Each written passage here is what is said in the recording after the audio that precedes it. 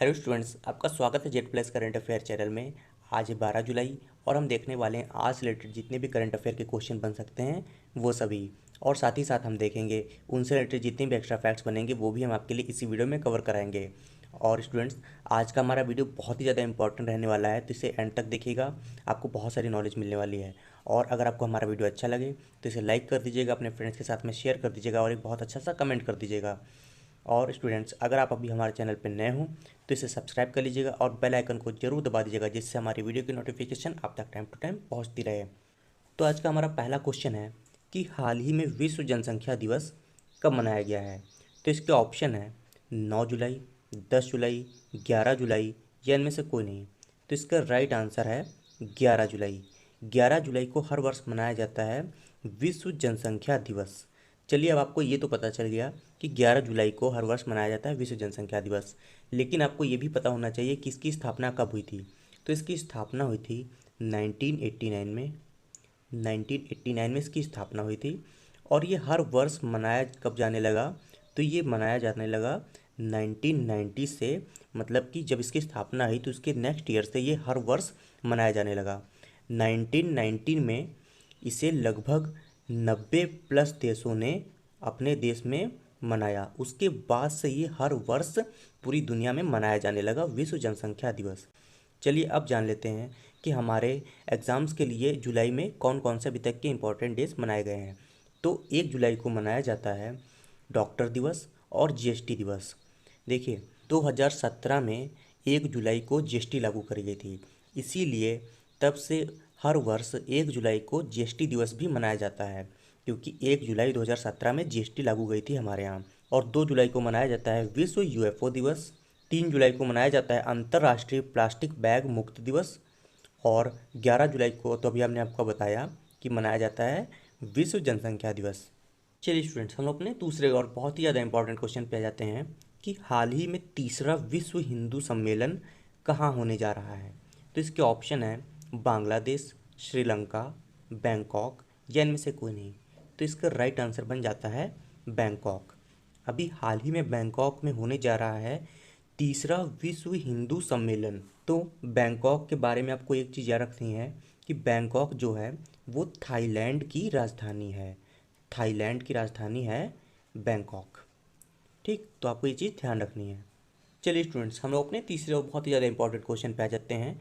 तो हमारा तीसरा क्वेश्चन है कि हाल ही में गोल्डन मैन सच रिपोर्ट के अनुसार कौन सा देश 2075 तक अमेरिका को पछाड़कर दुनिया की दूसरी सबसे बड़ी अर्थव्यवस्था वाला देश बन जाएगा।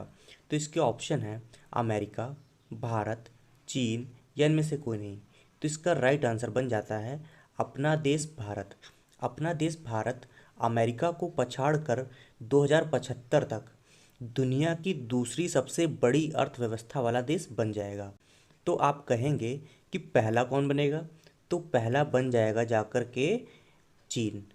चीन बन जाएगा पहला। इस रिपोर्ट्स के अनुसार ये भी बताया गया है कि चीन कब पहला बनेगा।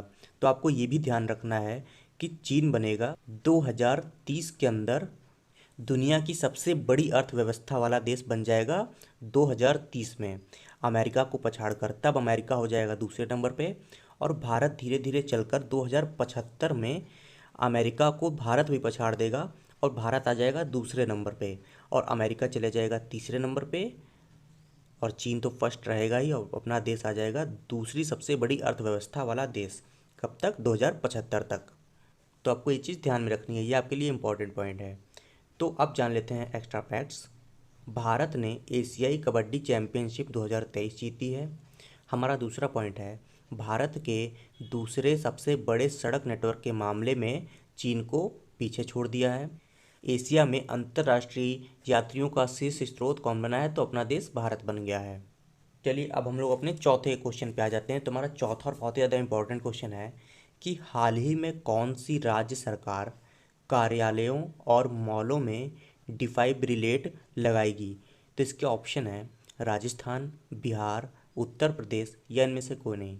तो इसका राइट आंसर बन जाता है उत्तर प्रदेश सरकार अपने हर कार्यालय और सभी मॉलों में डिफाइब्रिलेट लगाएगी। स्टूडेंट्स, आपको ये तो पता चल गया कि डिफाइब्रिलेट कौन सी सरकार अपने सभी कार्यालयों और मॉलों में लगाएगी, तो उत्तर प्रदेश सरकार लगाएगी। लेकिन आपको ये भी पता होना चाहिए ये जो डिफाइब्रिलेट है ये होता क्या है।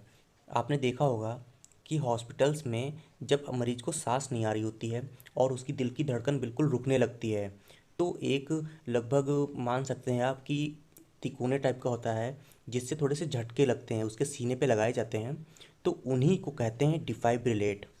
अब वो हर जगह लगेंगे, मॉल में और कार्यालयों में, कि अगर किसी को इमरजेंसी में उसकी ज़रूरत पड़ जाए तो वहाँ पे वो अवेलेबल हो, उसकी वजह से उसकी मौत ना हो। इसीलिए हर कार्यालय और मॉलों में अब उत्तर प्रदेश सरकार लगाएगी डिफाइब्रिलेट सिस्टम।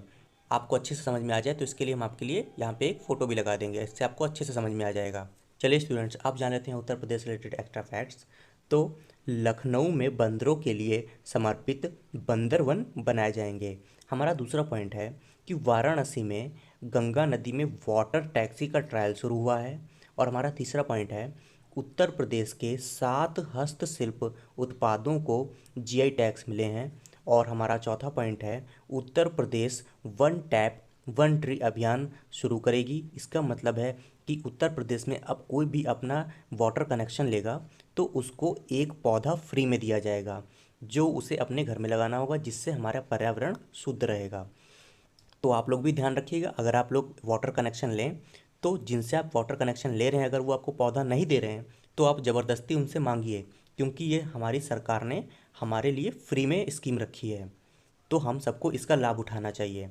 तो अब हम लोग अपने पाँचवें पॉइंट पे आ जाते हैं कि उत्तर प्रदेश सरकार ने गौहत्या को रोकने के लिए ऑपरेशन कन्विक्शन शुरू किया है।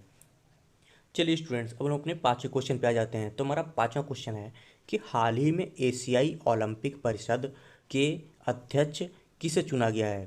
तो इसके ऑप्शन हैं शेख तलाल, शेख फहद, ये दोनों, या इनमें से कोई नहीं। तो इसका राइट आंसर है शेख तलाल। तो अभी हाल ही में शेख तलाल को चुना गया है एशियाई ओलंपिक परिषद का अध्यक्ष। अब ये बन गए हैं एशियाई ओलंपिक परिषद के नए अध्यक्ष। तो आपको ये बात ध्यान में रखनी है। और ये हैं कहाँ के, तो ये कुवैत के हैं।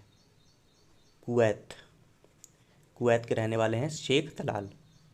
चलिए स्टूडेंट्स, अब हम लोग अपने छठे क्वेश्चन पे आ जाते हैं। तो हमारा छठा और इम्पॉर्टेंट क्वेश्चन है कि हाल ही में मुखरा किस राज्य का पहला बीमित गांव बन गया है। तो इसके ऑप्शन है तेलंगाना, उत्तर प्रदेश, मध्य प्रदेश, या इनमें से कोई नहीं। तो इसका राइट आंसर बन जाता है तेलंगाना। तेलंगाना राज्य में स्थित मुखरा गांव जो है वो पहला बीमित गांव बन गया है। तो आपको ये बात ध्यान में रखनी है, आपसे क्वेश्चन सीधा सीधा बनेगा, पहला बीमित गांव कौन सा बना है और ये कहाँ पर स्थित है। तो पहला बीमित गांव मुखरा बना है और ये स्थित है तेलंगाना में। ठीक, तो आपको ये बात ध्यान में रखनी है। अब आपको बता देते हैं जो बीमित लिखा है इसका मतलब क्या है। तो इसका मतलब है कि यहाँ पर जितने भी लोग रहते हैं सब लोग ने बीमा करा कर रखा है, इसीलिए ये पहला बीमित गांव बन गया है। चलिए स्टूडेंट्स, अब आ जाते हैं अपने एक्स्ट्रा फैक्ट्स पे। तो तेलंगाना में 1000 साल पुरानी मूर्ति कला की अनोखी पहचान की गई है। हमारा दूसरा पॉइंट है देश की सबसे बड़ी निजी रेल कोच फैक्ट्री का उद्घाटन तेलंगाना में हुआ है। ये आपके लिए इंपॉर्टेंट पॉइंट है। अंतर्राष्ट्रीय ग्रीन एप्पल अवार्ड से तेलंगाना को सम्मानित किया गया है। ये भी आपके लिए इंपॉर्टेंट पॉइंट है। तेलंगाना सरकार ने सभी जिलों में नशा मुक्ति केंद्र खोलने की घोषणा की है। और हमारा पांचवा पॉइंट है तेलंगाना ने PMJDY का 100% कवरेज हासिल किया है। PMJDY इसका क्या मतलब है, प्रधानमंत्री जन धन योजना। इसका मतलब है प्रधानमंत्री जन धन योजना जो है वो तेलंगाना में सबके पास हो गई है, सबको इसका लाभ मिल रहा है बहुत अच्छे तरीके से, इसीलिए इसने इसका 100% कवरेज हासिल कर लिया है। ये भी आपके लिए इम्पोर्टेंट पॉइंट है। और हमारा छठा पॉइंट है तेलंगाना सरकार ने महिलाओं के लिए कार्यस्थल की सुरक्षा बनाने के लिए साहस पहल शुरू करा है। ये भी आपके लिए इम्पोर्टेंट पॉइंट है। चलिए स्टूडेंट्स, हम लोग अपने सातवें क्वेश्चन पे आ जाते हैं। तो हमारा सातवां और इम्पोर्टेंट क्वेश्चन है कि हाल ही में किसने कनाडा ओपन बैडमिंटन टूर्नामेंट में पुरुष एकल खिताब जीता है। तो इसके ऑप्शन है लिसी फैंग, लक्ष्य सेन, किदम्बी श्रीकांत, या इनमें से कोई नहीं। तो तो इसका राइट आंसर बन जाता है, इसका राइट आंसर है लक्ष्य सेन। अभी हाल ही में लक्ष्य सेन ने कनाडा ओपन बैडमिंटन टूर्नामेंट का पुरुष एकल खिताब जीत लिया है। तो ये आपके लिए इंपॉर्टेंट पॉइंट बन जाता है। तो हमारा 8वां क्वेश्चन है कि हाल ही में वित्त वर्ष 2024 में शुद्ध प्रत्यक्ष कर संग्रह कितने परसेंट बढ़कर 4.75 लाख करोड़ रुपए हो गया है। तो इसके ऑप्शन है 15%, 16%, 17% या इनमें से कोई नहीं। तो इसका राइट आंसर है 16%। अभी हाल ही में वित्त वर्ष 2024 में शुद्ध प्रत्यक्ष कर 16% बढ़कर 4.75 लाख करोड़ रुपए हो गया है। ये आपके लिए इंपॉर्टेंट क्वेश्चन है। चलिए स्टूडेंट्स, हम अपने नए क्वेश्चन पे आ जाते हैं। तो हमारा नवा क्वेश्चन है कि हाल ही में किस बैंक ने IVR आधारित यूपीआई समाधान यूपीआई 123 पे लॉन्च किया है। तो इसके ऑप्शन है SBI, PNB, इंडियन बैंक या इनमें से कोई नहीं। तो इसका राइट आंसर बन जाता है PNB बैंक। PNB मतलब पंजाब नेशनल बैंक। अब पंजाब नेशनल बैंक ने ये कर दिया है कि इसने IVR आधारित यूपीआई समाधान यूपीआई 123 पे लॉन्च किया है। इसमें आपको क्या सुविधा मिलेगी, चलिए इस बारे में बात कर लेते हैं थोड़ी सी। तो इसमें आपको सुविधा मिलेगी कि अभी आपने देखा होगा कि ऑनलाइन पेमेंट कौन कौन कर पाते हैं। जिनके पास स्मार्टफोन है वो लोग, और जो लोग कंप्यूटर या लैपटॉप से कर रहे हैं वो लोग, ठीक है। लेकिन जिनके पास कीपैड वाला मोबाइल है वो लोग इसका इस्तेमाल नहीं कर पा रहे हैं, और ना ही वो लोग जिनके पास इंटरनेट की सुविधा उपलब्ध है लेकिन उनकी इंटरनेट स्पीड इतनी हाई नहीं है, बहुत ही कम इंटरनेट वहाँ तक पहुँचता है और वहाँ पर सर्चिंग भी नहीं हो पाती है। तो उनके लिए पंजाब नेशनल बैंक ने एक नई चीज़ लॉन्च करी है कि जिनके पास कीपैड मोबाइल है और जहाँ पे इंटरनेट की कम सुविधा उपलब्ध है वहाँ पर भी वो आसानी से ऑनलाइन पेमेंट कर पाएंगे। किस तरीके से? बस उन्हें सिर्फ एक टोल फ्री नंबर पे कॉल करना है और उसके बाद में उनसे उनका एक पिन बना दिया जाएगा। वो बस डालने के बाद में उन्हें अपना पेमेंट चूज़ करना है और सीधा उनके अकाउंट से पैसे ट्रांसफ़र हो सकते हैं और उनके अकाउंट में आ भी सकते हैं इस सुविधा के तहत। ये सुविधा सिर्फ पंजाब नेशनल बैंक ही नहीं दे रहा है, ये सुविधा पहले से कुछ बैंकें दे रही हैं, IDFC bank, city union bank, NSDL bank. तो स्टूडेंट्स अब जान लेते हैं पंजाब नेशनल बैंक के बारे में। तो इसकी स्थापना हुई थी 1884 में, ठीक, इसकी स्थापना हुई थी। इसका मुख्यालय मतलब कि इसका हेडक्वार्टर कहाँ पर है? तो इसकी हेडक्वार्टर है द्वारका, दिल्ली में। द्वारका दिल्ली में इसका हेडक्वार्टर है, आपको ध्यान में रखना है ये बात। तो स्टूडेंट्स अब हम अपने 10वें नंबर क्वेश्चन पे जाते हैं। तुम्हारा क्वेश्चन है कि हाल ही में भारत ने जून 2024 तक किस देश से आलू आयात की अनुमति दी है। तो इसका ऑप्शन है भूटान, श्रीलंका, नेपाल या इनमें से कोई नहीं। तो इसका राइट आंसर है भूटान। तो भी हाल ही में भारत ने 2024 तक भूटान से आलू आयात की अनुमति दी है। तो भूटान के बारे में जान लेते हैं। तो भूटान की राजधानी है थिम्पू। थिम्पू है भूटान की राजधानी और भूटान हमारा पड़ोसी देश है।